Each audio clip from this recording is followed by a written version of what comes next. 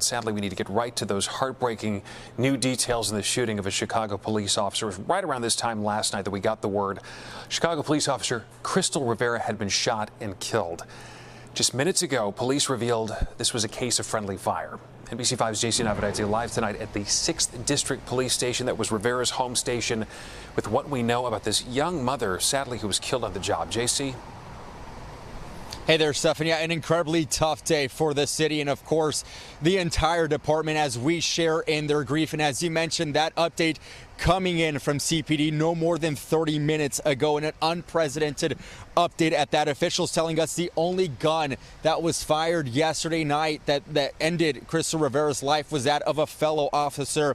It appears that Officer Krystal Rivera died at the hands of friendly fire as they were chasing after what they believed was an armed suspect. I'm going to read you a direct quote from the department here that came in no more than 30 minutes ago. It says in part, quote, "Further investigation revealed the only weapon discharged during this incident was the weapon of the officer, whose gunfire unintentionally struck Officer Rivera." Now, we remind you, Rivera was part of the 6th District's tactical team. She was trying to stop a man thought to have a gun.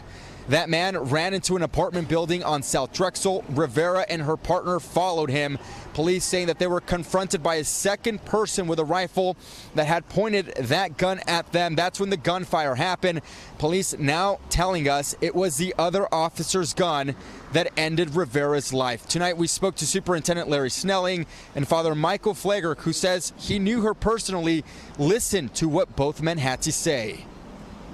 We lost the life of a young woman last night. You know, Officer Krystal Rivera, who died while she was working and trying to protect these streets. A really sweet person, got along with everybody, just a great, very kind and outgoing person. Times like this, what I know, and not just as a pastor or as a priest, your faith is the only thing that takes you through stuff like this. Again, an unprecedented update to this tragedy as we learned that Officer Rivera's life was ended due to friendly fire. Now, that suspect that they were confronting and chasing remains in custody here this evening as the investigation continues.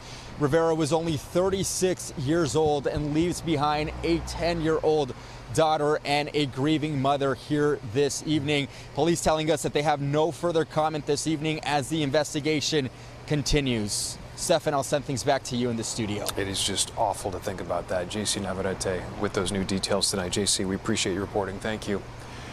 Keep it right here with NBC5 News. We're going to stay on top of this story and continue to cover the shooting death of Chicago police officer Krystal Rivera. We'll have any developments in the investigation for you on the air here on NBC5, online, on the web, and also on the NBC Chicago app.